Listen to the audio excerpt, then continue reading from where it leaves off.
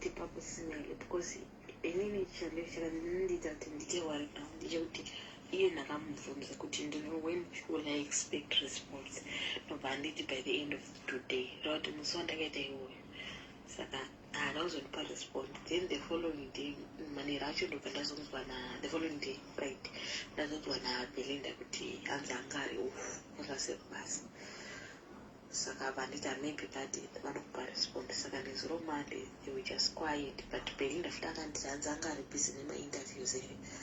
So we don't know, we're just waiting, and I'm very worried now. Mabana, Marasa Tina, we did have to tell who it was me. What a very rapid so.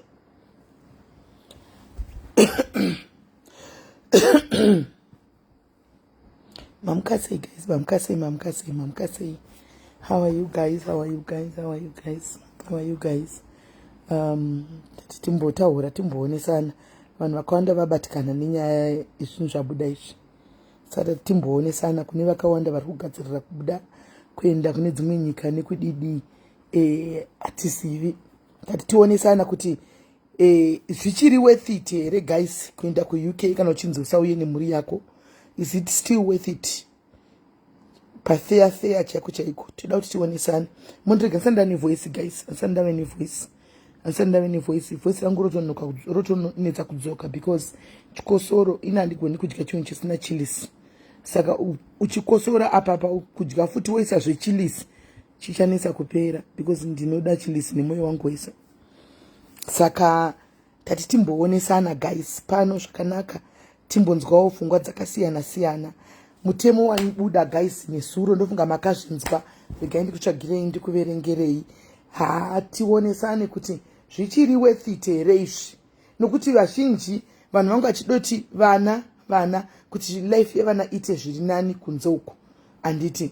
So ndaona breaking news yakanzi new 5-point plan to reduce immigration sees tougher visa rules including ban on foreign workers bringing families, right. Ndobva pauya ichichi chimutemo chataura kuti hanzi amene Joanna Cherry of the SNP, Amotino Reve SNP, asks why people work in sectors like the care sector, who she says in many cases have traveled from countries like Philippines to go work in the UK, should be forced to leave their dependents, children, thousands of miles away. Okay, uyu Hans Joanna Peramoti ndewechi Hans ari kutonetsawo kubvunza kuti ndikaiti wisise vari kuUK pana atofona pana afona ndikaiti bate my sister vafona. How are you my sister?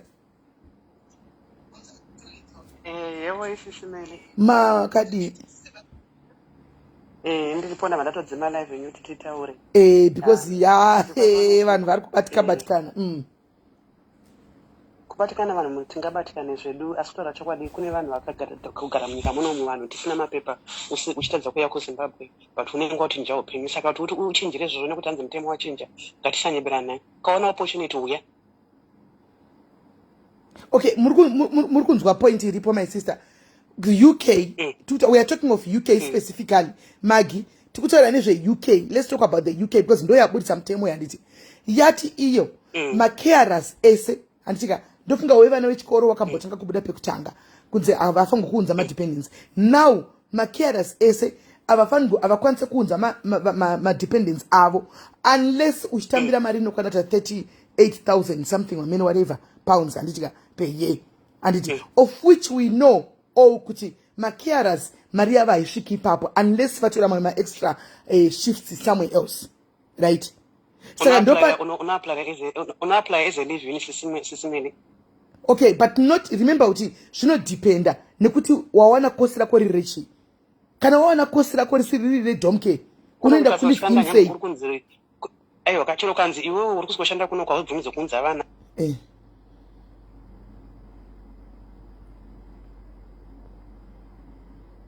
Hello. Kumesi.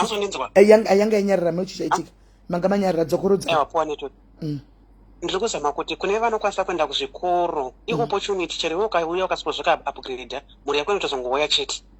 Inogouya sei kuchinzi havachadiwi? unenge upgrade yakawo from K wakuita zvemazvenursing. All right, that will take how many? Okay, that, all right. Let's be realistic, sister.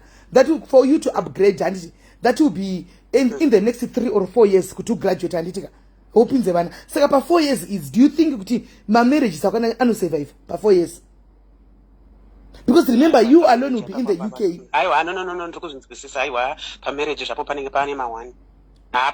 Even pavana vacho vanenge vasiya kuAfrica, a lot of things can go wrong mai vasipo for 4 years. Asi kune munhu anenge ari single mother zvake uine vanhu vekusiyira vana unogona kuuya ukada kuzvitarisa vanhu vagara ma20 years usina vana vachoni vanhu vakanga vasiya vana kuZimbabwe uko vakagara ma20 years papazoita vanhu vatanga kuita kuchisangana kuti zvakare after 20 years vakoma hamusatambine 20 years ayo ukatotora 20 years but unotora 5 years tokombera 5 years ne20 years mufananidzo. No, aiwa ipapo remember kuti kudhara kwachona handiti even kuno kuAfrica pamaketa ma 20 years imini kuAfrica kwachona vanga masiya kuAfrica imini zvinhu zvangasati zvave bad as it is right now. So you were pushing chingoita like play but makore achitofamba now nezvazviri panenge pakaipa 5 years zvozoita kunge 10 years kana 20 years. And somebody is saying nursing you need about 27k to complete a degree.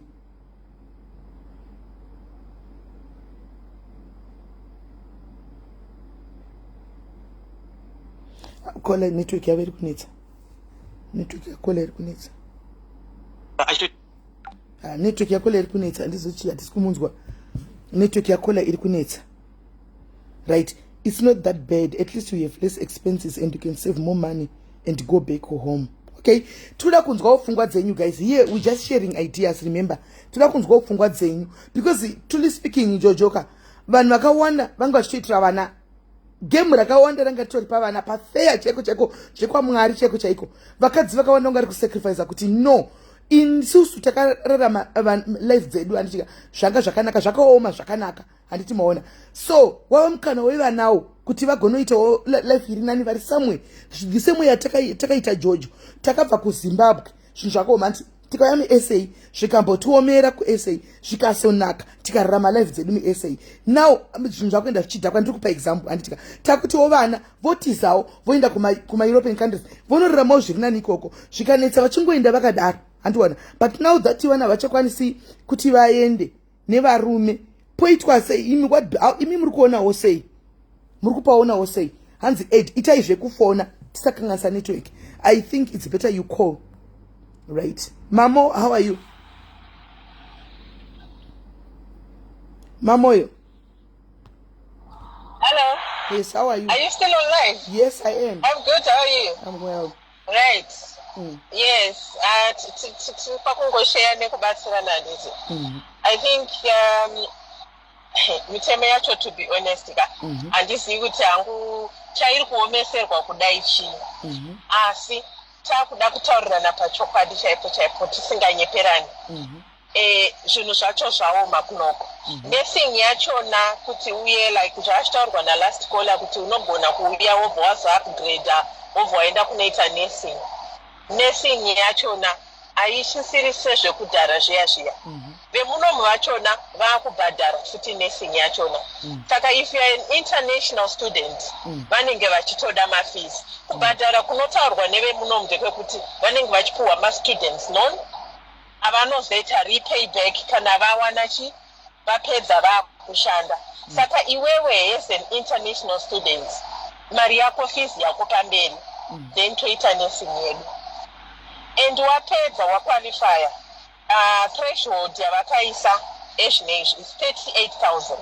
of which manurses starting salaries achona asvike atokutangiri ikoko probably ezvinezvi ina hangu ndisinganyazoziva kuti starting salaries emanurse but inini time yandoziva yanga iri 24 and 26 which is probably about 6 years ago and mari yemunomu haikwire zvekumhanya zvekunzi hanzi yakwira nema-thousands akati no probably pamwe mati kutaura zvema-28,000 ezvinezvi kuti starting salary yanesi saka pauchazokwira kusvika kuthreshold ye-38,000 wanesi yekuti ukwanise kuunza mhuri yako yachona pane nyaya and it's not easy kuti hanzi yes zvakaitika like you rightly pointed kuti time yevanhu yavakauya vakasiya vana ma-20 years and something like that muno machona manga muchine chinobatika chekuitira izvozvo handiti but iko zvino it's very difficult.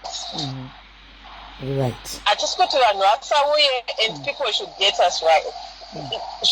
It's totally different. Ndosaka mutoona vanhu vashungu vakauya vari kuuya zvine zvotoro ndo England yacho yavaidada nayo ndo England yacho kudhara kwakampine mabuy one get one free mavalue food machichichi but ezvinezvi zvangochinjawo sekuchinja kwaitawo everything in the world ndokuchinjawo kwaita England yacho saka zvekuti kana uine something zvako inini chekuti chekunyase chakumbara aiwa to be honest ndochichachimusika vamwe vachingoti tuzeka imimi muri kubvisa madhodhi ikoko kuti zvabva zvozoita hazvishamisire zvokubvisa madhodhi zvatakazviita ende tinozviita ende hazvina kana nebasa rese mari yachona haimboya yakanyorwa kunzi madhodhi kana kuti yakanyorwa kunzi chii inoshanda zvainofanirwa kushanda yes saka kana pari pekusumuka it's like it's weighing my options because ezvinezvika chiri kuitika ndechekuti mari yachona haisi kukwana munomu uri munomu kurarama munomu kwachona haisi kukwana saka ukazoti wasiya muri kumusha manje you are living two lives kuti uri kumusha nekunomu because unotoda kuti vana zvichionekero kuti mama vakaita sei mama vakaenda kana kuti dedhi vakaenda saka unozvikwanisa here ini ndiri kutaura ndiri kunoku handisi kunyepa kuti tiri kunoku kwachona we are struggling tiri muthreshold yachona ye38,000 yachoyo but we are struggling saka it's difficult kwakuda kutonyasosunga mwoyo chaiko kuti aiwa regai tichingonozvionera ipapo asi tiri kutongoonesa chokwadi kuti ndo chokwadi chiripo upenyu hwacho even marentals kana mamortgage everything zvangokwira macar insurance chaiwo emotikari I was surprised the other day ndiri kutarisa maakaunti mangu ndiri kuona madhidhaktwa mazimari kuti mari yechii kutarisa kuona car motor insurance ko dzakwira kudai kudhara taiziya dzichitodzika as per year kuti kana wakuita renewal yako inenge yatodzika kana usina maclaims awaita but ezvinezvi vakutoenda vachikwidza it's no longer kuti iri kuenda ichidzika saka zvinhu zvacho zvese zvangochinja kwese in the world to be honest saka it's a matter of choice yes but ndakoti tionesana pekuti nursing apa it's no longer the cheap nursing yataitarira kuno kuyenga kuti as an international student ukutofanirwa wabvisa fees and fees yako inenge wakataibata but kana uine mapepa acho emunomu vanokupa kuti uite nursing uchipuwa ma-students loan yaunozoita repay after wagraduata wakushanda right.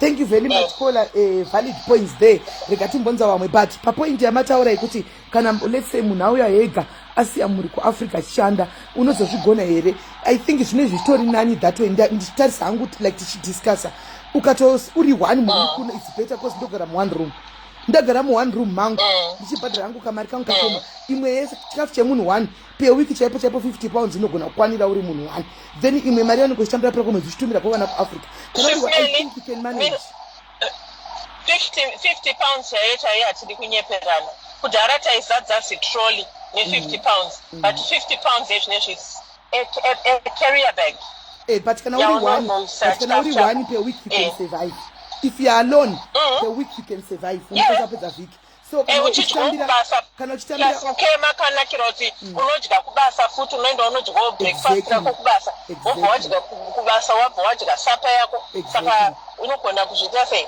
unogona kuzvikuda andiona then mari zvichitumira kumba so pakuti muri I think maybe sometimes zvinenge uri one ako but now still uri one iyoyo ndo yatiri kuti haishande because majority of people are going there because of the kids understand saka pakaipa zvawataura kuti you need to make a decision munhu usati wadi wasimuka that's correct kungoonesana zvisvo zvakanaka kuti tiuye tishandire mhuri dzedu tiite sei but kungoonesana chokwadi inga vanhu vamusingambotaura sezvinotaurwa nevamwe vanhu kuno kuti inga mamusingambonyatsotibudirawo pachena kuti ndo zvakaita england tinoti aiwa titaure aiwa kutaurwa zvaitaurwa honestly speaking kutaurwa zvaitaurwa but nenyaya yekuti munhu wese was overzealous and was overwhelmed kuti toda kuenda I want to see for myself because taiona imimi vana mamoyo pamunodzoka kunoka muchishamisira muchiblinga tobva tatozvidawo anoona tikuzvidawo vari kuchivharira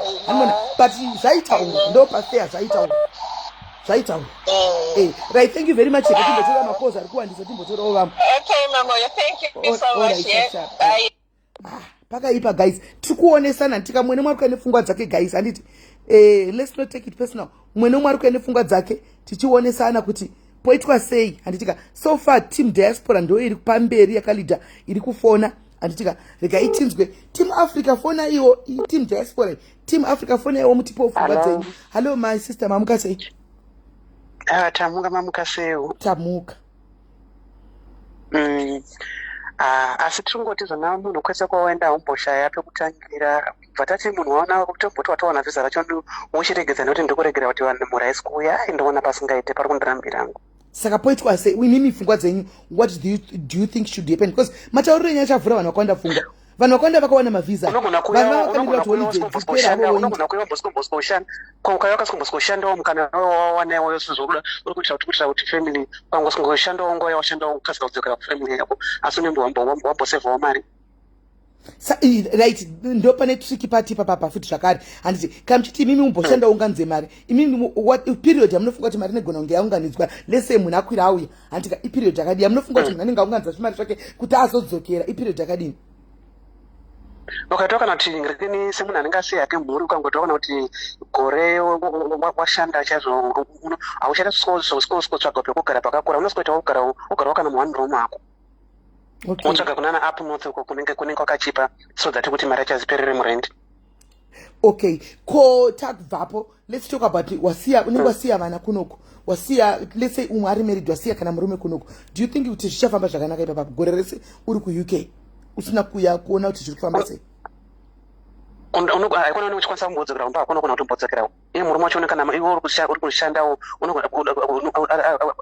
akaplya visa rokunge yazokuona manduma zvemavhisa zvewaendo zviri kurambwa kaizvi, zviri kurambwa futi zvese izvozvo zvemadependency ka kuti vauye ka ndo zvarambwa ka kotomboti kana uine vana saka gatichifaitiraita vana vechidiki vachinovatiri kuita kuti isusu hatiri kushandira vana vatiri kuita kuti vana vachinje upenyu saka gatine vana gatingoplayira vana vauye zvo ndo zviri kurambwa ka ndo pepo sei live inoi aiwa zvarambwa aiwa mwana akazvaplayira ega anenge asisiri aiwa mwana hariwani visa aiwa mwana hariwani visa tisanyeperana ipapo aiwa mwana kuapply akazvimirira hariwani kuivisa zvekumhanya. Saka inini kuona kwangu kunenge kuine munhu pamwe akatenda kuoma ofisi akanotaura zvimwe zvinhu zvinenge zviri kuitika kuti vasvike pakushinja mutemo iyi havanga muka vangochinja mutemo vari kuti ivo muri kuona nyaya yacho pazviri kuningirira ndepekudai chokwadi South Africa that's how it started. Kana mese makanga muchiona imi pakabuda video yapopiu yauya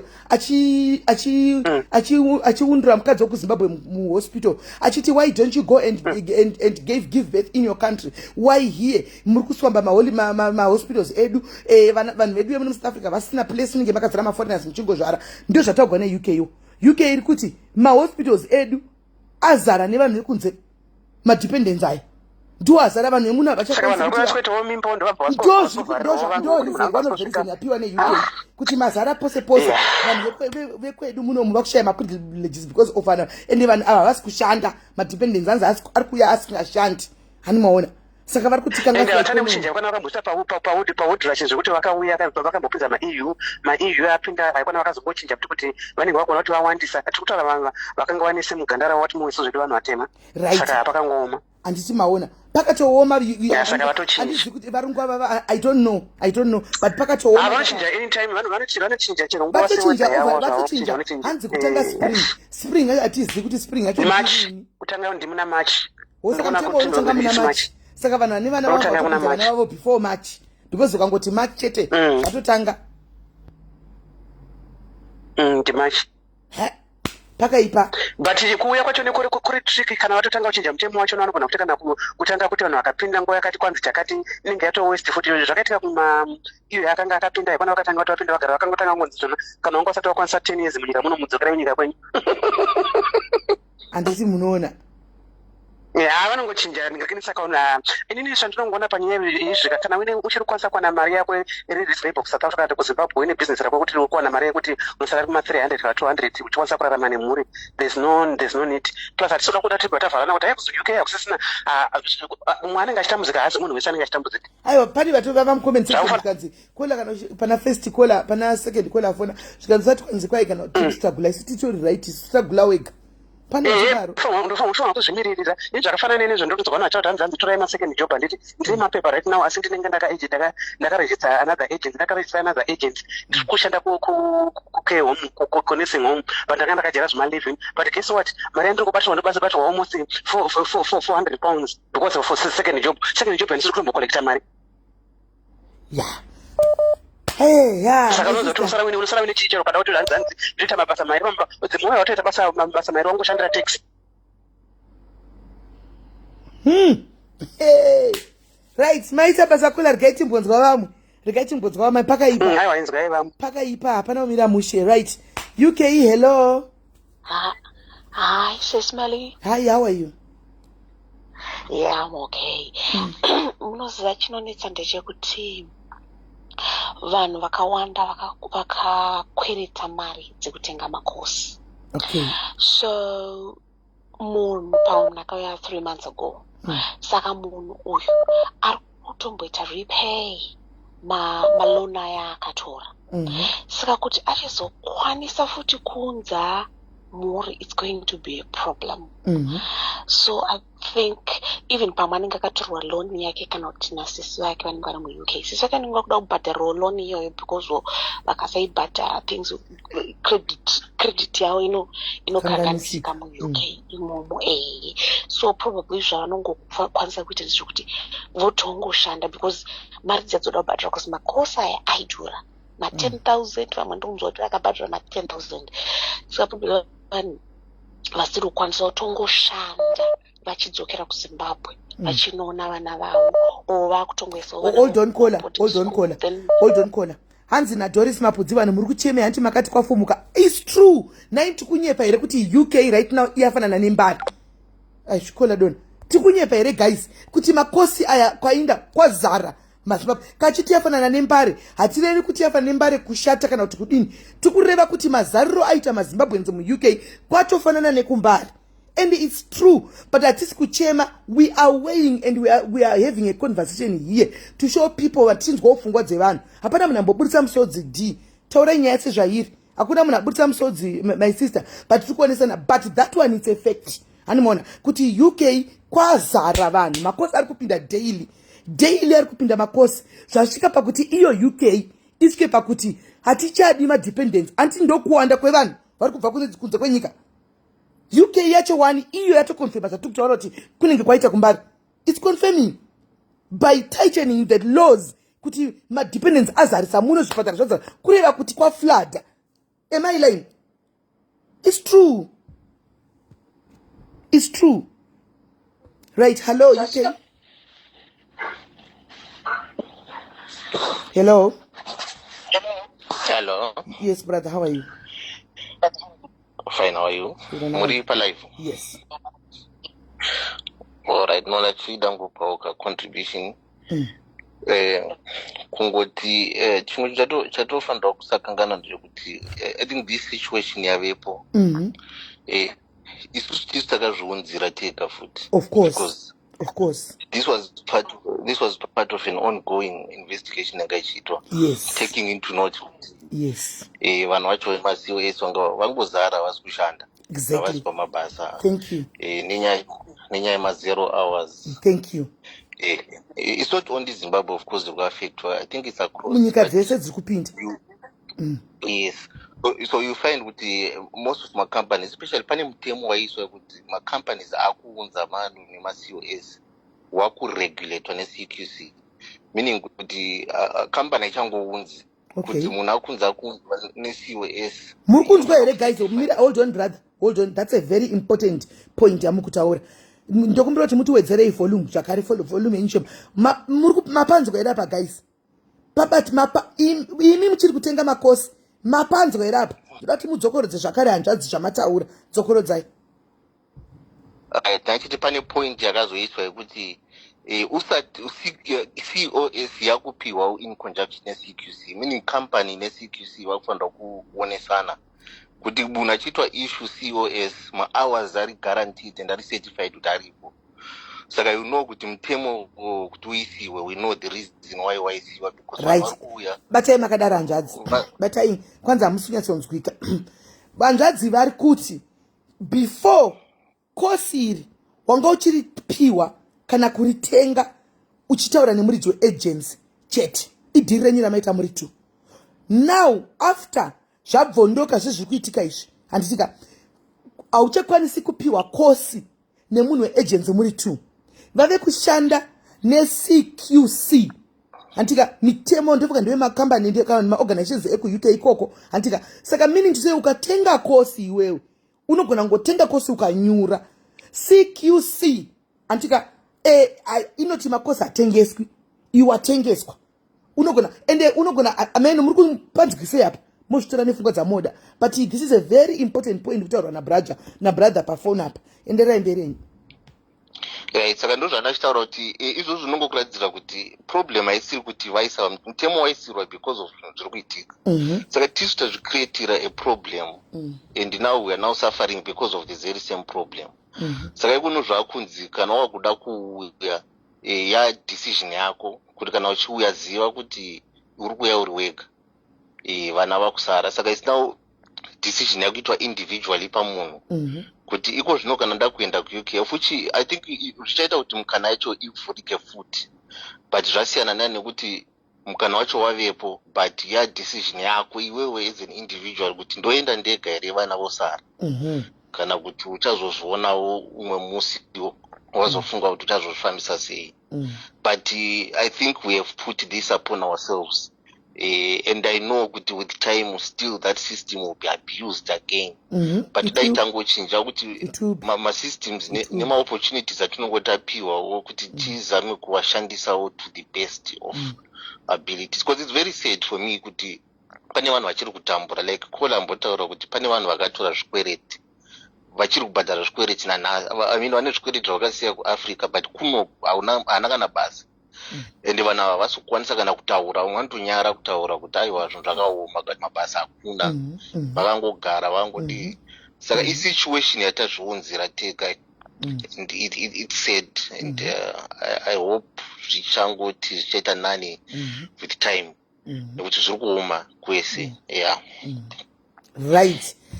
But vapedza masports pachauga zvekukuta apa nai brother musati mainda ndoda kubvunza mati mimi zvichavhura mukana kana vanhu vakanzi nokuti zvino people have to do to make a personal the choices kuti ndoende here sezvo ndanzi awine vana kana kuti ndorega. But on the other hand handiti seeing kuti vanhu vakawanda vanga vachiita kuti vapinde nemhuri dzavo hachisi here zvichazoita kuti iko kutoita shortage yemacarers aya nokuti vanhu vakawanda vanga vachida kutoti vaende nemhuri dzavo vamwe they don't want to stay apart from their families.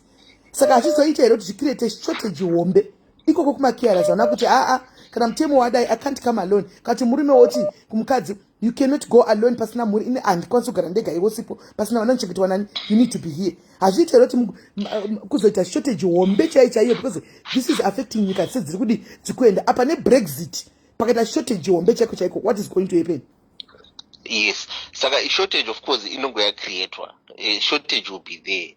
But if you take note kuti mutemo waiswa as a reaction to what is happening. Remember this investigation has been going on for over a year, almost a year.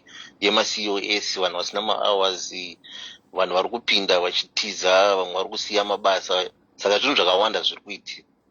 Hanzi pane munhu anyora comment yekuti hanzi vati they are going back to EU to take care of us. I don't think that's true. I don't know. No, that's not true. That one will be another issue again. But I don't think that's true. Yeah. Considering what happened, I don't think it's true. No, I know people always find a loophole. Don't go to Kanazangotanga. So by this time of the year, next year, because people always find a way out of my situation. And kana mtemo wacho kana makatarisa wema urukunzi no dependence. Une ma conditions akaiswawo. Of which varungomirira about no dependence. There are the other conditions. I think is it the salary threshold ya wedzero. Yes. Of which as a carer salary yako haisviki I think salary yako haisviki pa that amount of but money. kana naye salary what is 38,000, right? You carer you want 28,000 and or 27,000. Then you take my extra shifts aisvike dokabatanidza salary noti avasikutarisa after my deductions kana kuti tax kana kuti salary as it is aisvike ile kuti submit.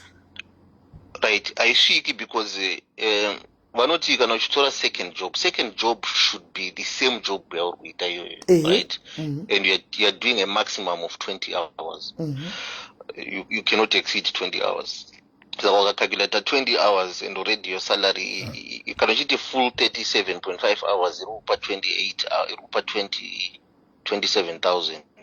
Saka 20 hours will not give you that amount. Saka nogona kusvika but you don't get it. Extra hours it's not a job that you can base, and sometimes I'm got my shifts depending on which shift actually, because it's not necessarily like a full-time employment.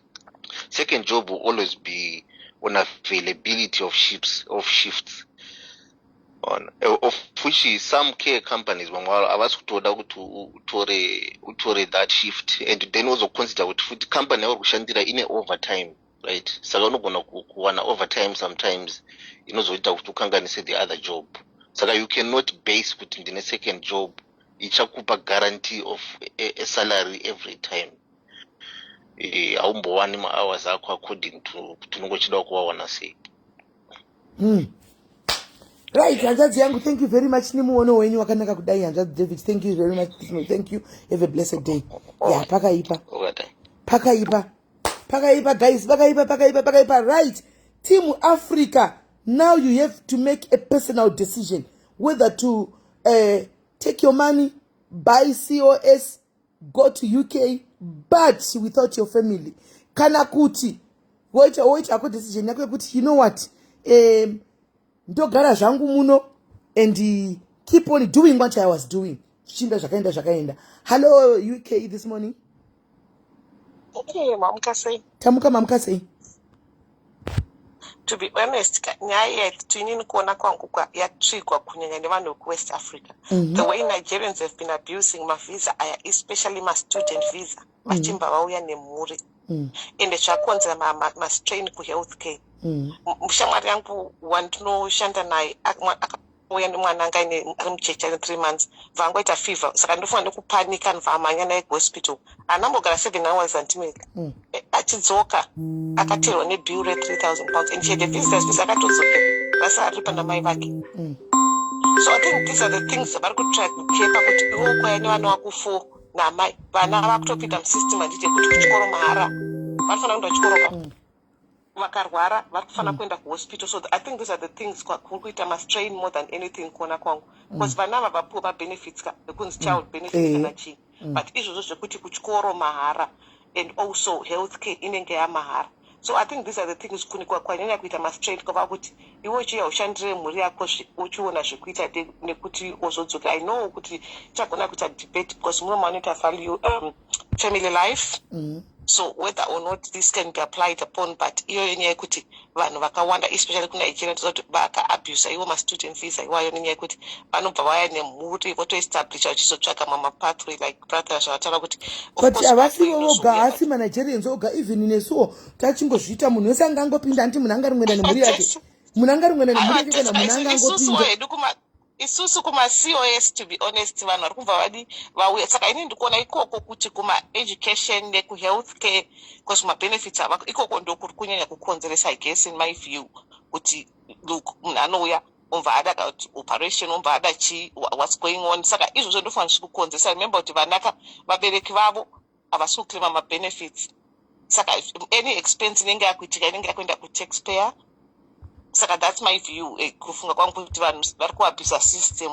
And going back kuti toti baba vauya kana kuti amai vauya voita sei, vanenge vakutongoita ma-frequent visits kuenda kumba kwacho maybe twice a year, whether or not she is sustainable marriage nekunoona vana, but there's no other way. The only way is whoever anenge aya nomune visa racho opota achiita twice a year kuenda kumba achinoona mhuri. Other than that, what do you do? Hapana zvekuita. But mari yacho anenge washanda munonyatsoziva uri sakera if inopa 37 hours unenge wawana mari ipi yekuseva ticket rekuenda twice kumba. Uchaida ticket fare alone wozoda kuzoenda wakabata zvinhu, kana muchida kubhadhara kutenga imba nekudi kumba kuvaka, inosevhika sei mari yacho nemabills madhuriro ari kuita muno mekuti you spend almost £100 per 2 weeks uchisa gas. So it's not easy, and muri tu zviri nani mune mumwe anenge ati yemumwe muchisevha yemumwe muchidai. But I guess kutongoti kana muri mukadzi nemurume mupapply mavisa acho separately, vana vacho kana vari vadiki vosara kumba, hapana zvekuita. Noti shande mudzokera, but zvinongonetsa. Kukepa like izvozvo zvamaita kuti vanogona kuti tikutanga muspring, but ma-applications ehome office inoisiva inogona kugarira zvayo ma-applications acho ese akaiswa, kana kuti maybe now ari kuiswa now wozopa ma-decisions muna-April macho vakuti decline or what, because this is exactly what they're trying to keep. Saka vanogona kuchita home office inokudza kuti you are still processing, vakaichengeta zvavo. Saka it's really sad. Pakaipa hapana umira mushe. Pakaipa. Aiwa, it's okay, Auntie Mary. Pakaipa ya. So I think kana chinhu chemuno munyika changotanga maita ma-first ones kuchita musachirere, because vanokurumidza kufa zvafanira asylum. If chana kuti even vanhu vese vakuvharirwa havasisina option ka. Kana kuunza mhuri wakutongoenda route asylum, what do you do? Hapana zvekuti vanoda kugara nevana ka woita sei? Munosvika kupi vana vari kuboth sides kuti marriage chainosustaineka pakadai. Panonetsa, hatidi kunyeperana kana watota decision. I think right now chingoripo my sister ka kana uya arikuda kubuda marriage uya yanga chatobuda sei ndo mukana usho. Kana uri kuda kubuda marriage ndo mukana wochungoenda uchindiri kuenda kubasa ka marriage yacho yobva yanchosara ichicrambla yoga, iwe uchiziva kuti ndo game rako yochingopera uri uko wozongopoetsikise kuti iwe ndiwe wakadai cheti. Otherwise hatidi kunyeperana. Sustainability yacho ka especially ayo kuvarume kuti achokwadi. Nekuti my sister munhurume chaiye haagoni kugara mwedzi asina kumbovata nomukadzi. Nema-dating site netivasikana kuti tivarungu muno vakangodai atora kamurungu tovatoti uyu anenge aroda kusevhoka. That's another thing as well, kuti unenge wakuti kanida kuchengeta vana kumba une 37 hours kuunzira maybe 1.5 kumba after ma-tax, anditi uri kubhagara rent maybe uri kulana London kunodhura, and then what happens? Wakutsvaga kamusikana kekugara nako ka kana mbuya wekugara nako wakaita sesi kudai kuti muchihafurana rent kakuti ukwanise kuchengeta kumba mukadzi wako kuzvarira pamwe autoita commitment. Zvinonetsa munomo, munonetsa shame. Munonetsa, it's gonna be hard. Zvakaoma zvangopa munhu, asi zvakonzeresa kuti vanhu vari kumba ma-marriage break, like what you said, kuti vakaisa ma-application vane vakadzi vakasara vakaisa ma-applications ari nobheta varambe, but uchiti application takaisa before then, but unenge usina mari yacho uchangosvika wodii pamwasitombotanga basa racho. Aiwa maita basa, thank you. Thank you my sister, thank you very much. Hey, nasi isho yema-UK ndo ari kufona. Africa yatya kana kubata kana kubaya namba, Africa yatya. UK ndo iri kudominata nasi. Right, 419 team UK 419 pakaipa guys, pakaipa manzwa here tidzokorodze ndati hanzi this is going to be effective from March 2024. Spouses will have to apply separately. Only problem is vana uri kuti chii charity andisinyatsanzwisisa.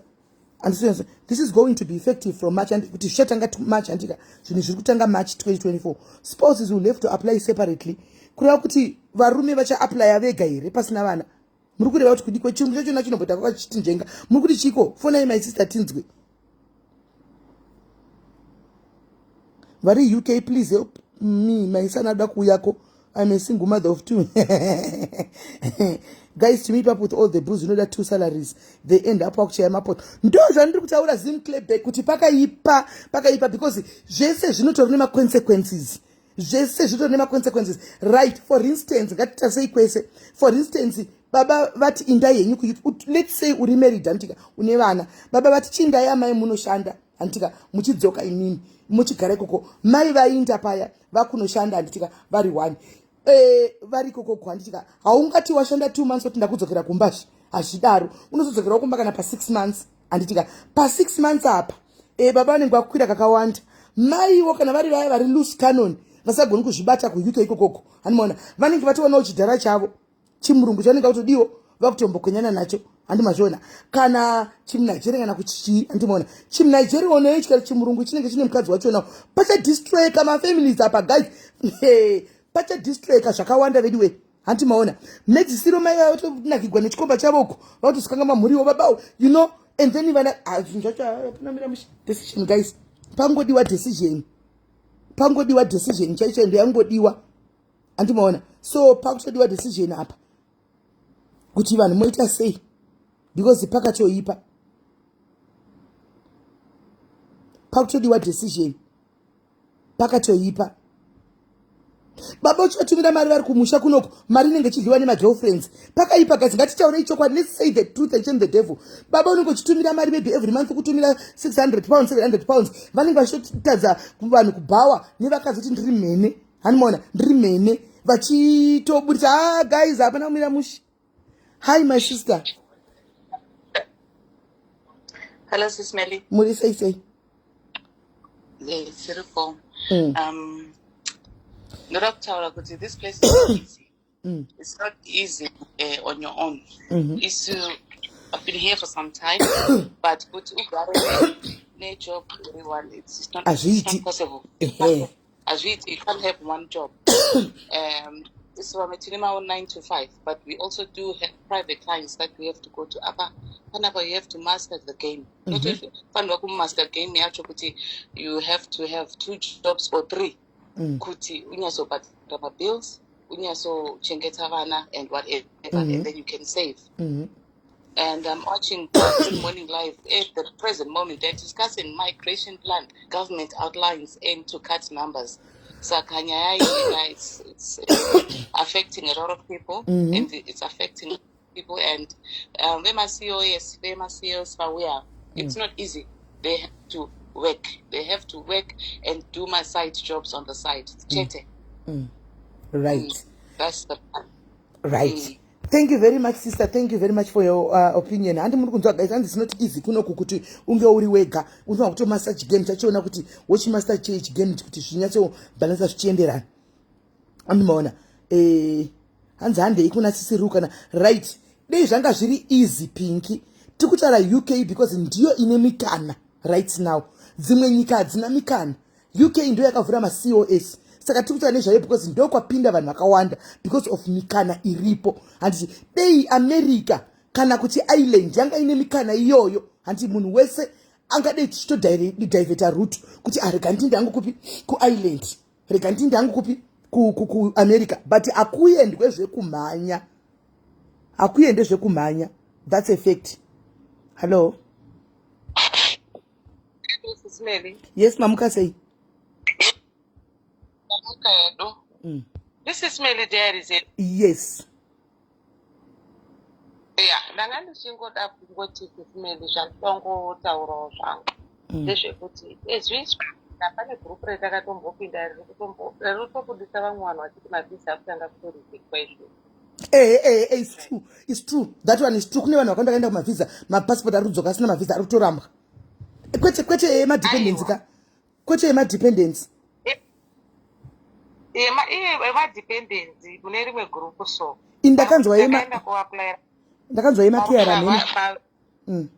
nini.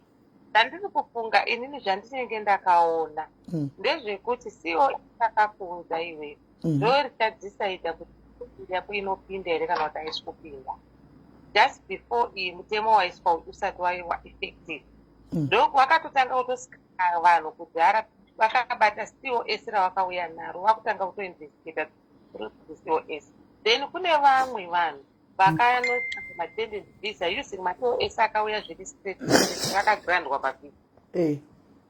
Saka izvo zvizvi vanhu vari kubva kuAfrica it's pointless kuti vangatengesa property kuya kuUK nemutemo uyu munyika uyu Why? Because zvinhu zvacho muuk muno zvinhu zvacho zvichinja zvinhu zviri kuoma. A second job kuri kutoneta. Makampani aya atiri kuya kunoshandira aya ndo vari kutipa ma-extra shift. Atipa ma-extra shift kufanana nekwekera. Saka it's not worth it kuti munhu angatengesa property kuti ndakushingira kunoshanda mhuri kuuk ndichisiya mhuri iwoya uri one out over a year ndinenge ndakwanisa kuseva. Hold on caller. Hanzi yakuita mafeedback mune ma-earphones something ndisema ma-earphones.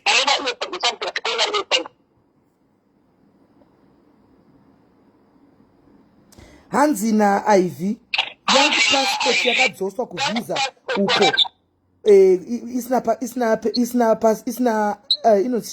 isina visa mhepo dzinenge dzatosimuka akadzosegwa passport yakadzoka isina visa.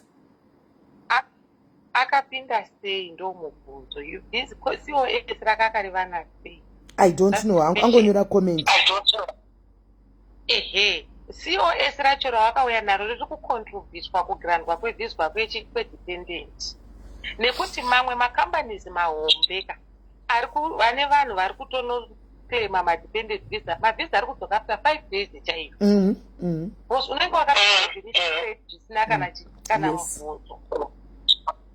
Saka it's a situation zvatorwa nevamwe baba vafona vaya vaya ndazvifara zvavatora kuti takazvikanganisira zvinhu zvedu tega. That's very true.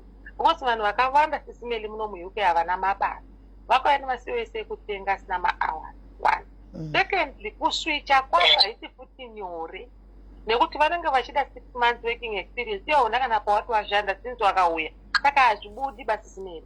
It's true. Inini advice ndingangopa wangu vanhu vari kuAfrica ndiri kuti garai kumba moshanda mari yenyu totine mari yakawanda uri kuAfrica kodani kuti ndakutengesa something kuti ndiye kuuk kushandira vana ungazvibudi baSIS MELLY. Right. Andi muri kunzwawo guys zvikutaurwawo apa nakola hanzi gara iko Africa ikoko musatengese maproperties enyu kuti makwenda kuuk. Asi tichiri papoint iyo ini hangu ndikutengesa mota guys. Kana anoda ake mota ziginda goriya rangu riya reBlack Discovery ari kuAfrica ndiri kutotengesa because mota hatingati hedu iproperty you can still buy another one and replace it. Ndikudoitengesa guys. Asi musatengese dzimba please. Tengesa zvako zvefurniture zvomumba because that one can be replaceable like kuAfrica kunoko. But musatengese maproperties enyu mahombe guys.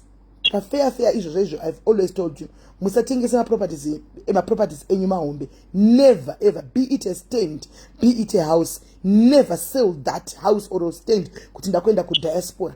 Mota ma100 chakadaro 90,000 you can buy, but imba please don't. Andi muri kunzwa zvakanooma unodzoka uchiona pekugara. Thank you very much caller. Maita basa mufunge. Thank you very much. Andi muri kunzwa vamwe vakuti gara ikoko kuAfrica kana une kamari gara ikoko kuAfrica. Vamwe votizve hanzi nakola because parenew pane nyaya kana wangochichengeta mitemo yako zvakanaka kuti tinorenewa wakagara zvakanaka unorenewa. Wakagara zvakanaka unongorenewa ndiwo unoziva kuti une wangu wachishanda sei. Hello dear. Hello SIMELLY ndeipi? Mushe muri sei? Ndiripo. Ini nangu ndoda kungotaurawo zvangu nyaya I mean like vanhu vari kublema zvavo kuti takazviparira maZimbabweans. Hatisirisu tega tiri kuenda kuUK yuko. Zvokuti maZimbabweans vakazviparira izvo it's out. Inyaya one kune kudaitwa ma-elections. Pese panoitwa ma-elections people play around nenyaya dze-immigration. Of course. Chero nyika ipi zvayo. Of course. Chero South. Of course. Chero America. Chero Canada. Kana kukamboda kunzi elections. Immigration ndo inenge iri pamberi. Saka ndo zvikutoitika izvezvizvi. Zviri kuita izifi Zimbabweans ndo vega vakanga vachibvumidzwa kuenda neCOS iri. Inyika dzakawanda dzakazara ikoko. And iyo inyaya it's about immigration laws nenyaya dzema-elections. Ndo chokwadi chizere. Munhu wese anenge achida kutovhoterwa anotoona kuti abata kuimmigration zvinhu zvinenge zvichidiwa nevanhu ndoikoko ndo zvaanenge achiita. Anenge achingotesta kuti vanhu vari kukomplaina nezvechi zvinozongochinja zvinhu izvi but meanwhile chiri ngodiwa I mean like vambopa time kusvika muna March vanhu vane madependence avo vakawanda vane varume vachiri kuno nevanhu chipinda izvozvi it's just the time yekungoti vanhu ka zvakungoda kungova proactive vanhu voita sei kwakungoti apply woenda ende plus vanhu ngavazive kuti kana une murume wako nevana if waaplayira vese ezvinezvi mukatarisa trend zvange zvatotanga zvinhu izvi vanhu vakawanda vange vakadzi vanoida kunza vana vachisiya rume kuzimbabwe vange vachirambirwa mavhisa ndo zvange zviri kuitika izvinezvi zvange zvichinzi mwana ngaagare kwaanga achigara because baba vacho vachiriko kuzimbabwe vanhu vanga vachitonyimwa mavhisa kuti ngavafambe nevana kupinda zviri easy vana vanga vari kupinda zviri easy izvezvi vanga vari vana nababa vakafa kune death certificate yui ndo vana vanga vasinganyimwe mavhisa ivavo patrend yange iripo izvezvi izvi zvekuti ndirotora inonzi hanzi chiyeya yange iri kuendera vanhu kumakoti havachamboirespect iye yekuti ndindire full custody watoti yeya so custody whatever havasi kumboirespecta vanhu vari kutongonyimwa vakutotaura kuti iwewo wakaita sei wakatoitorera for this purpose but ukazvitarisa mamwedzi afurei vanhu vanga vachitopinda nazvo izvozvo vana vachitopinda kunzi mai ndo chete munhu anochengeta vanhu ende zvavasi kuzvirespecta zvese izvi because ndo patakatanga kuona kuti chachayo chemadependence chevana ende kozoti munyowa uri mutauri inini am noticed vanhu vari kuuk sorry I'm not inini am in Zimbabwe ndiri muzimbabwe nekuda voluntary nekuda ndinaro visa rekuuk ndine visa recanada ndine visa rekuamerica ndogona kuenda anytime saka zvandokutaura izvo kola makazvigona sei kuita mavisa 3 one time muri kudi kuinda kola ko makafamba sei ndakatora ndakatora uzondibata kuseri ndina ndokubata ndibate kuseri tiudzewo tisiyane zveniki tinde Canada saka chinzwa saka nyaya iripo ndeyekuti ngataure nechokadi inini ndinoencouragea munhu kuti buda uende property malenda zvauri kutaura zvamutaura ndisimeli kuti munotengesa mota sell it and go mota ndombosiya mbiri chete ndiri kutengesa 2 ndiri kusiya 2 saka please buyers welcome hechichinyi vanhu munhu anonitaura kuti munhu gara kuzimbabwe kana ari zimbabwe ndobvuma you cannot tell me kuti gara kuzimbabwe uri kuuk toka first ndozondiza kuti gara kuzimbabwe hakuna zvakadaro please vanhu vari kuuk musaudza vanhu vari kuzimbabwe kuti gara kuzimbabwe kuno kwakaoma kuno kwakadi let them experience kuoma ikoko kumwe kuoma kuri nani let them experience kuoma ikoko ndavakuone variko even chero akanzi hakuna mahours hakuna chi ikoko zvichakavhurwa vanhu ngavaende ikoko vondozviona ini chandoziva ndechekuti ukaenda kuuk kana une vhiza rekuuk it's easier to go Canada it's easier to go to America it's easier to go to Australia than uchibuda muZimbabwe ipapo une point ipapo une point kola no they have a point haiwa une point pakuti kana wangopinda wongoshandisa mukana kuti Canada kana America ubva wanosika asylum ikoko advice manyama kuti pindai kuti mubude muende uko atora chokwadi ukapinda wachi apply kuti ndikuda kuya kuholiday vanonzwisisa kuya kuholiday kwemunhu ari kuuk than kuya kuholiday kwemunhu ari kubva kuzimbabwe chokwadi true aipapo ne points namudaenda kuholiday apo ne points kuenda vanokurambira but kana uri kuuk ukati I want to come to America ku Disneyland vanokunzwisisa no apo achora points ndabona makomo chichichi kuCalgary uko kuCanada vanokunzwisisa pane kuti uda unoona makomo kuZimbabwe kune nhamo unoda kutambisa mari uchienda kuholiday sei endai zvenyimi SIS MELLY go to UK my sister and then you apply to go to Canada or Disney na Shakira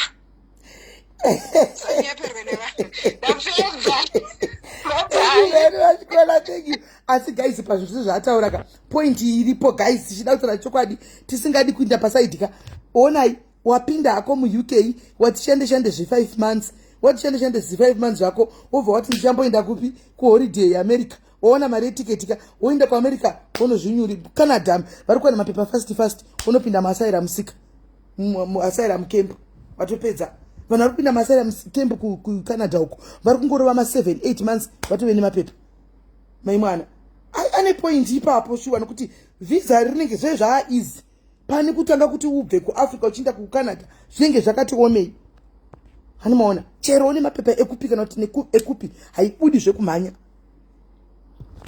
haibudi zvekumhanya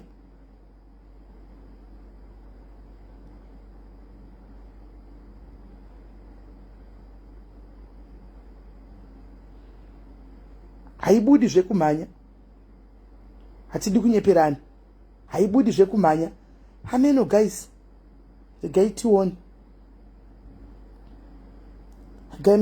regai tione pakaipa America will tell you to apply visa from your country of origin same as Australia. Aiwa ka ndinenge naenda kunoshanya zve anti unogona kuenda kunoshanya unoenda kauchinoshanya unoenda se visitor sezvinongeta vari ku UK anti vanongoenda kuma holiday kunze kwavada kuenda ku woinda kai kokosvika koononyura ku asylum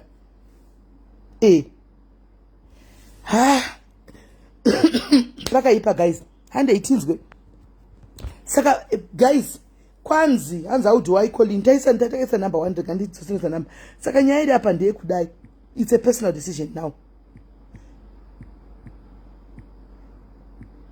number issue but pane futi point yataura kola point yekuti pane pese parida kuitwa ma-elections pose parida kuitwa ma-elections zvinhu izvi zvino inototanga nenyaya dze-immigration ende izvozvi ku-UK kuno kuafrica kuno chaiko dziri kutonesa nyaya idzi vari kuvhota ngaainde maforina ndo main key point dzavo vari kumhanya nekuti maforina awandisa muno ngaainde kuda kuti vavhotegwe nekuti nzati majority yevanhu povo haisi kuda maforina ziri kukompleta mabasa mahospital chi saka zvinodiwa nevanhu ndo zviri kumhanya negovernment kuti maforina tozomabvisa tozomadai isi ndikapinda mupower maforina ndozodai so iyoyo animona nyaya iyoyo ndo yavanotungamidza kumberiwo ataura futi point ipapo tisingazozivi hedu kuti nana UK kuti zvichiri zvekuvhota here kana kuti ndezvekutoti kutochinja chaiko nokuti chokwadi zvinhu zvacho zvanyanya kana munhu akaenda nemadependence otevera moita a family of 8 muri ku-UK mai vega ndo vari kushanda handika chikoro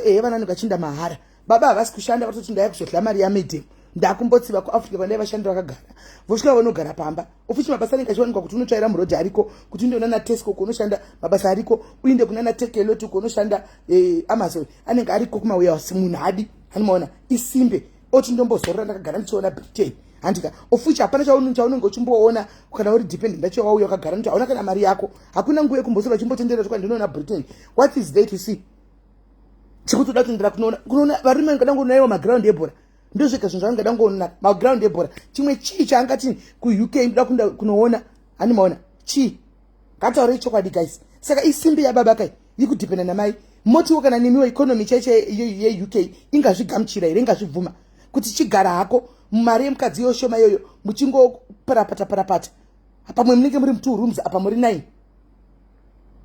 handimaona aiwa kandikati mutemo wavo uri right asi kaningatauri chokwadi guys mutemo wavaisawo kusaidi kwavo ka tichida kuva fair mutemo uyu kusaidi kwavo ka uri right kusaidi kwe-UK uri right kusaidi kwedu hausi fair asi kusaidi kwe-UK uri fair mutemo uyu very fair because anoda kukangadzirwa economy yake ndiani halo kola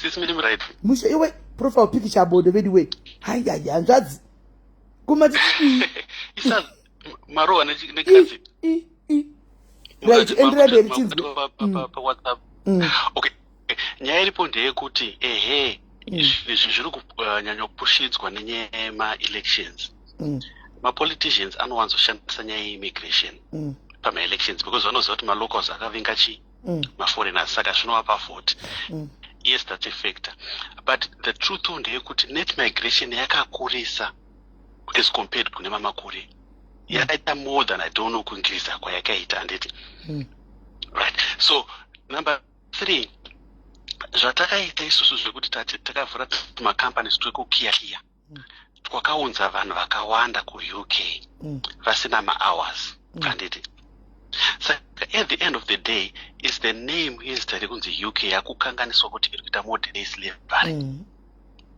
So that's what zvimwe zvinhu zvavada kuadresa. Saka how are they doing it? Vakatanga kuinvestigate companies. Anditi. So if your company was investigated pekutanga ikaonekwa kuti haichamiti requirements ekuwana sponsorship license izvezvi but yakaunza vanhu, anyone who applies kuda kuunza dependent yake achishandira company yakainvestigatwa, madependents ake haasi kuuya. Haasi kuuya, and that's number one. Number two, anyone ane company yakainvestigatwa ikaona kuti haisi kumita requirements certificate of sponsor license, pachasvika renewal yemaemployees ecompany yayo, vazhinji vacho vachadzokera haisi kurenew. Kana company yakamboinvestigatwa chete, kana yakainvestigatwa ikatadza kumita requirements, parenewal hapana ari kurenewedwa visa. Jesu. So problem yazoitika manje ndeyekuti because macompanies mazhinji akabatwa havachakwanisi kuwana futi mamwe ma-COS ekuti vanhu vanoita switch. So that's the reason why maswitch izvo zvakuita sei akunetsa ave kuramba, because kungosara very few companies ari kunyatsoita zvinhu zviri pamutemo zviri straight, ari kunyatsomita. I'm so happy, hanzvadzi muchitaura kudai soka, muchitaura kudai soka, I am so happy nekambani ka yakandipa COS. Munoziva guys, this is a Zimbabwean company, but cleanliness choso. I'm so proud of this, and chaturi and dikutaura nezvezita rake anyway, because I wanted to remain anonymous forever. Hanimona mukadzi weramba uri pamberi wakadaro, ramba wakadaro mnin'ina wangu, go ramba wakadzvanya, clean, hapana nothing zvikwenderera mberi zvakangodaro. Aiwa ari kugona dei makambani emazimbabwe mazhinji akadaro havana kumhanyira kukoshesa mari dzekuti totengesa ma-COS. Handimaona, then after totengesa ma-COS kambani yobva investigatwa, apa washandisa mari yese hausina, kambani yobva yavharwa, havana kudaro. And then pana kola mwafona achiti mazimbabwenzi itadade, ipapo ndoda kuti pikisane naye nekuti problem iyi haisi yezimbabwe yega. Tiri kuitaura isusu because tiri kuita kunge tiri mazimbabwenzi, saka tingataure zvekuzambia, tingataure zvekunigeria, tingataure zvekuindia. They also have a similar problem, azoafekta mazimbabwenzi chete. Pane imwe report yakabuda, India ndiyo yakaiswa yakatopa panumber 1 panyaya yemacompanies ekukiyakiya iyayi, followed by Zimbabwe. And then the third one was Nigeria. Saka muri kuti takakunda Nigeria isi. Zimbabwe yakakunda macompanies ari kuita chitsotsi COS. Zimbabwe yakakunda Nigeria. We are number 2. Number 1 being India, number 2 Zimbabwe, number 3 Nigeria. So I see problem iri kuafekta Zimbabwe chete. All my countries ane vanhu vakauya nema-COS ari kuafektwa. All my companies, whether them Zimbabwean, Nigerian, whatever country is being investigated. However, this does not take away the fact that ariko macompanies emazimbabweans ari kuranwa kunge ari kurwana nemalocals. Ariko sterek, ari clean, ari very clean. And what I noticed, these companies vavakaita havana kuita zvakaita mazimbabweans zvekuti mazimbabweans akakumba hama dzavo kuti dziye kuzoita management, kuzonoshanda maoffices and so on. Kune mazimbabweans akati avhura company yake, went on to recruit ma-locals for the reason yekuti ma-locals vanokwanisa kubabatsira kuita vaone ma-clients. Kana ari registered manager murungu akasapinda mapapers kucouncil, na registered manager kuZimbabwe akasapinda mapapers ekucouncil, it's much easier or faster kuti mapapers akasubmitwa nemurungu akurumizota sei kuprocesswa. Saka mazimbabweans mazhinji akashandisa that way, but work ethics dzema-natives vacho mavanoita zveuri and so on, saka zvinhu zvava zvinenge zviri straight. Exactly. So macompanies emazimbabweans ari kushandwa neparungu mazhinji acho ari kuita zvinhu zviri straight and maconditions ekumeta sponsor license vaiateedzera. So the bottom line ndeyekuti tikutaura nezvemazimbabwe handidi, kana company yakainvestigatwa chete application independent, machances anoita sei ekurefuswa are very high. At the same time vanhu vachaona pressure panyaya renewal. Reason being nyaya net migration yakurisa as compared to other years. Zvaitwa fuel nenyaya yema-elections.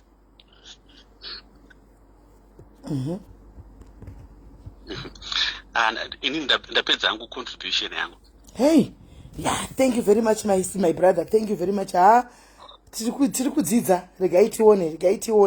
Thank you, tikuvhura namasiso. Thank you. All right. Hapana kumira mushe guys, hapana kumira mushe.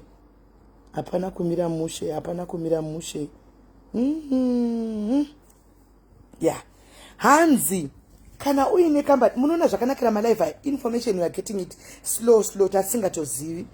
Kana uchishandira company yakambo investigatewa, muri kunzwa, ikasamita standards urudzokiswa kumusha.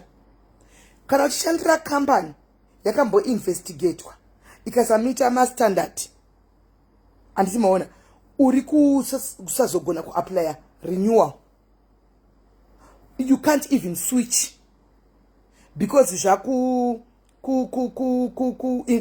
affecta as well. Kana wakaswitcha kudhara kasiwai unenge wakatogona wakapinda wakagona, zvakafanana nevanhu iko zvinezvi vakaitira vana vavo madependence mavisa vari safe vanotopinza. Handiona kana kuti vanoapply izvozvi it's safe vanotopinda, but ava vamwe vachizoda kuti after musi wa1 ukutaurwa daimi zvatonyazotaurwa here kuconfirma kuti musi wa1 March, kana kuti tisedu tangoti spring inotanga muna 1 March, zvatoconfirmiwa here kuti musi wa1 March chaiwo. Is it confirmed? Is it confirmed kuti musi wa1 March? Nokuti pangonzi spring ka. Amen. Saka kana ukatoita mapepa ako izvo zvakabuda unenge uri safe.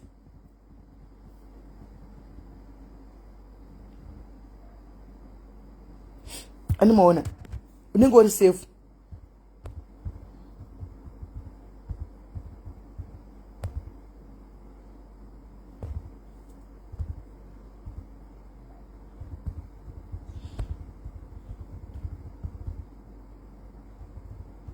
Mbotaura makasitoma angu zvemota auya tengesa mota iyi, right? Hanzi zvakangonzi spring no date, ko saka March taiwanepi? They said beginning of spring because April ndiyo financial year. Saka April March toziva zvipi manje kuti ndi March here kana ndi April, toziva kuti pakamira sei apa, toziva kuti zvakamira sei apa.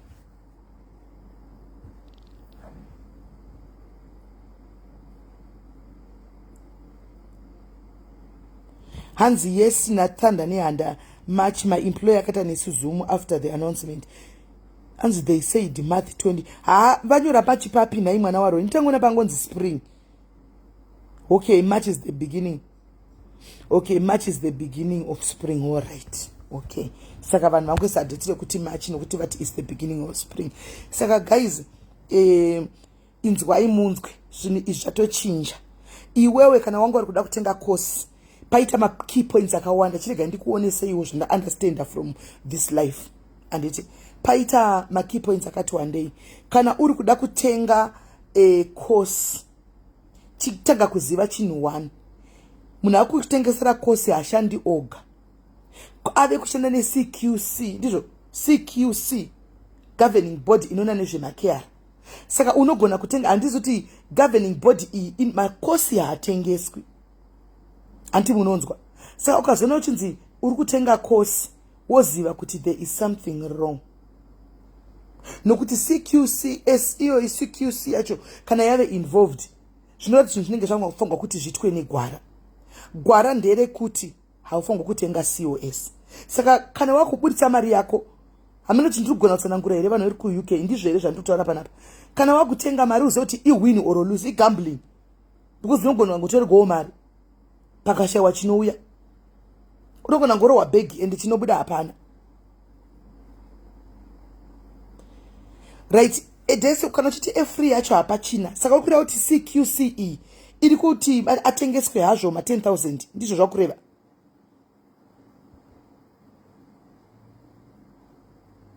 Ndizvo zvauri kureva here? Because toda kuchinyatso understand, kana uchiti akusisina free CQC saka iri kuapprova kuti atengeswe zvawo ma 7,000 8,000, ndizvo here?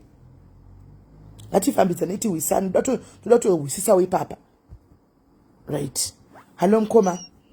Hello SIS MELLY mangwanani. Mushe kuri sei? Tiri right. Rega ndito contribution yangu SIS MELLY. Okay. Good.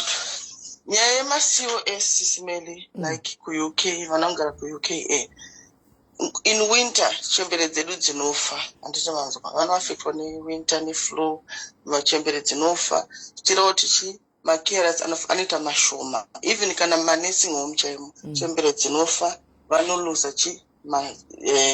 clients, handiti manzwa. Saka COS kuti riite permanent, takagara tazviona kuti havakwanisi kuti riite permanent, because even if vanhu vanoita ma-live in care, unonzwa zvichinzi client yakafa, handimoona, wotombonogara kumba, handiti. And the other thing futi ndechekuti mu-UK vari kuvhara macompanies ana Wilkinson, ana inondichikwa company yakavhara manje vari kuvhara macompanies akawanda, handiti. Saka most of those people vanoenda kuke, varungu vavo vaishanda mumacompanies avanoenda kuke, handiti. Saka government payari kuti tikustopa havachapa madependents anga achiuya one vauya vanenge vamwe vacho vangu vachiyavoshanda futi vanenge vari vana vadiki, handimona. Saka they are trying to create jobs for the locals kuti vasavabhadhare ma-benefits, handimanzwisisa. Even mapensioner emunomu mukatarisa news about 600,000 vakatiza vari kunogara kuSpain, even ivo maBritish acho chaivo. Economy yemuuk inodhura, I don't know kuti vakazvigadzirawo sei, handimaona. Saka takagara tazviona kuti COS harimbofa rakaita permanent, unless kana waona permanent home yekushandira. Even kubasa chaiko vanotokuudza kuti ene zvatina maclients, munogona kunge muine 40 maresidents, winter yopera kunenge 30, vanenge vakuredusa nema-hours enyu chaiwo, handimaona. Saka hatisiri kutega tazadza immigration maZimbabweans, kune ma-Indians, and then even Prime Minister Vedava Sunaki akauti ari kunza up to 6 million Indians akatotanga kutopa visa ku-India, vanhu vaipuwa mavisa in 5 days, handimona. Akaunza vanhu vari the Prime Minister akaenda kanaita deal rake India. Mukatarisa kuTikTok zviriko akataura yekuti ari kunza up to 6 million Indians, handiti. Apa akatounza, I think vakatowanda, because kana kubasa kwangu pandinoshanda we were shocked kwakauya vanhu veCOS vanga vari 10 ma-Indians, but muIndian wavo wavari kuita ari kuudza vanenge vaine madegree, ma-accountants ari kuuya ipapo through the COS because vaiziva kuti harisi permanent. Then after 2-3 years vakutogadzira vakutonoshanda mumapositions avo, handimoona. And they are under 30, handimoona. Akapa kepe yekuti kuIndia you have to be under 30 in a degree oboya kuUK. Ivava havashaya mabasa, maphysio, maOT, mapharmacist. Saka vanongoshandisa COS as a stepping stone kuya kuUK. Even that kepe yavaita iyoyo, ma-Indians vanokwanisa kunza vana vavo because very soon there will be any more money, handimoona. Saka I won't be surprised. David Cameron akambeta prime minister some time ago. I think he's going to be back. Vachamuvhotera back kuti aite prime minister. That's why they brought him back. Kuti zviite sei kana adzoka? Pane advantage yeapa. Kana adzoka. Good. Ndiye akanga aripo pavakaita zveBrexit. Handimona. Okay. Vakaita Brexit ndiye anga aripo. And futi unfortunately Queen havasisipo. Queen vakafa. Unfortunately. Queen vangade vakazviramba. because mutemo wese wemuparliament usati wapasiswa unosainwa naking or the queen and mona saka ichi chiripo chakatosaina king chakatosaina king vakasaina chiking ichi weichi chongosaina king vakatosaina akuvaitose because queen chaivo vaida mafamilies queen kudhara waiti kana ukaita imba vaipa masingle mother even custody masingle mother aidiwa naqueen vaipromota family andimaona saka zvava kuita manje but unfortunately the worst zvatatoona zvatikutya nazvo ndezvekuti if you look at it now mavisa are online okay kana visa rako ratokanzwa online rinenge ratokanzwa kudhara waendesa kuhome office visa roapplywa and then they take 6 months uchingoita zvauri kuita even vamwe vaitozongorikana vakushanda because it was no longer online saka employer anga asingatooni kuti hauna mapepa sometimes kudhara but ezvinezvi employer atoona kuti munhu yana mapepa straightforward ipapo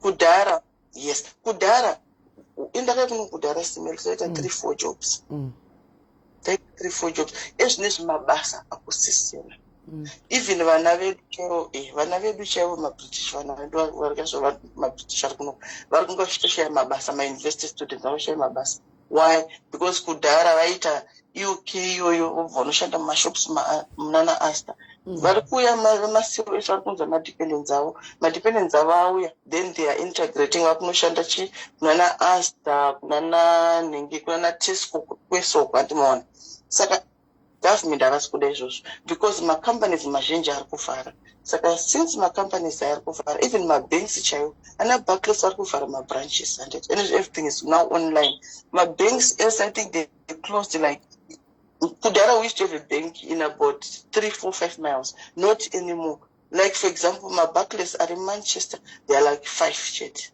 my branches they used to have like 60 branches antimona saka vese vari kuitwa redundancy vavo they need my jobs in my shops and most of them vanouya kukare as well antimona saka ndichiti saka muchiona sometimes even nursing home inogona kutozara kutoita 60 residents but after some time vanofa winter chembere dzinofa vanongorwara vanongoita pneumonia flu obva vatofa saka kufa kunochita chembere kutoona kutoti basa rinenge rakutopera for some other people mumwe munhu anogona kunge achitoita live-in for like 2-3 years then client osingota se yosongofa antimona yeah and then also the other thing managerian pavakauya kunoko vakauya 1 munhu aiunza vanhu 4-5 handiti vadaro havana kubhadhara mari yeschool fees vaiuya voita masters anongoya abhadhara mari shoma then university inenge yakati for example tine 60 mastudents ari kuita masters out of those 60 students 50 are international 10 are local ones animbonzo international students ndi anobhadhara malocal ones but at the end kwangosara kuine 10 chete students otherwise managerians vakabva vatosiya saka mauniversities akaita loss isingatomboita but managerians vakauya vakabva vainteresa immigration number antimaona saka apa number 2 futi mukaona kuti mafees evisa anga atokwira it was impossible kuti munhu 1 ane vana 4 anobhadhara ma10,000 kana kuti 140,000 kuti mite mapepa up to the next 10 years it's impossible because mari yacho vanenge pasitona saka vabva vatokata everything vatokata saka zvavanoita vanoplana ahead antimona vakanoti tapawana maCOS will we need them ndosaka tichinzi temporary visa not temporary visa yes the only option is vanenge vada kuti kutongouya munhu oshanda odzokera kumba but of which vakutongodestroy families kana kudhara patikauya there were so many people vekuti vakasiya mamarriages avo kumba then munhu akabva anyimwa mapepa mumwe akagara kumba 10 years mumwe ari kuita 10 years dzakatopera marriage dzacho vamwe vakatoita 16-18 years vasati vaona vana vavo because of mapepa kuuk kwanzi handei kucanada kana kuri easy masiziva vanhu noti dei vasina kuinda kudhara it's not easy dei kuri easy dei vanhu munhu wese akatoenda canada ikoko hakusi nyore but canada iri kutora but kunotonhora Canada iri kutora. Kutora chi? Kana vanhu vari kuenda kuCanada. Canada vanhu vari kuenda. Vari kuenda sei? Kunotonhora. Vanhu vari kuenda kuCanada. Sei? Kunoshanda chaiko. Vanenge vawana mavisa chokupi? Don't need my links. Both Canada and Avanoka. The more people, the more immigration. Is the more people that pays. Saka vanhu kamupisa kuti Canada iri kutora. Muri kudi kuenda kuCanada ini. Munodei muri kuda kuenda kumasiwo sei Canada kana ichitora. Indei kuCanada uko. Vanhu avazive malinki chete. Canada iri kutora. Canada inotora vanhu vanoshanda mumashops inototora Canada. Vanhu vanoshanda muna Tesco kuCanada inotora. Kuchitipe malinki tipe ukamalinki kana munawo tipe vamwe. Ukapa muzimba link unosungiswa simeni. Kana aiwa mungadaro ini hama yenyu. Da. Ini ndiri hama yenyu. Ini ndiri munhu wenyu zvekutodaro. Koma ini chiro ndikai ku UK neshapo kugara ndezvokaramba kumba kwenyuka kwako kutoti ndauya shamwa ndidzinga nezvako izvo. Ndidzinge ndakatomira pano ndadouya nebhegi rangu. Ndauya nebhegi gari. Aiwa Canada iri kutora antimaona.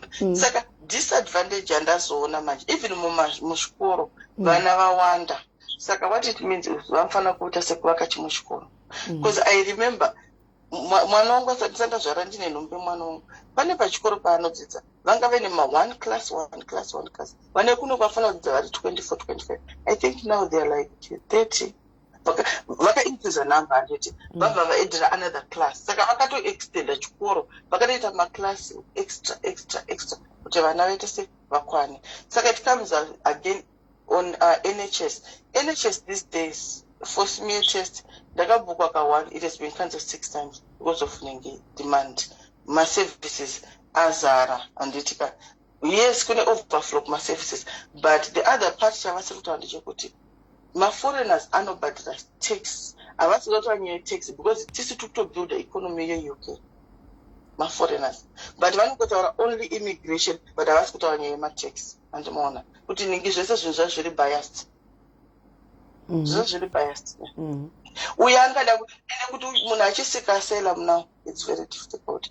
Auchakwanisa kusika asylum. Hazviiti.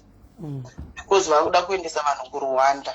That Rwanda thing. Ichiripo akati they are willing to pay 1.5 million kuti vatry kuendesa vanhu kuRwanda. Kunodi.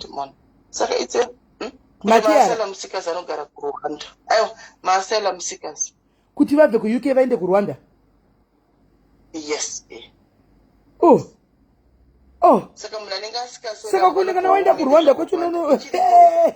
Kana waenda paisa zvino zvinongogara kuAfrica.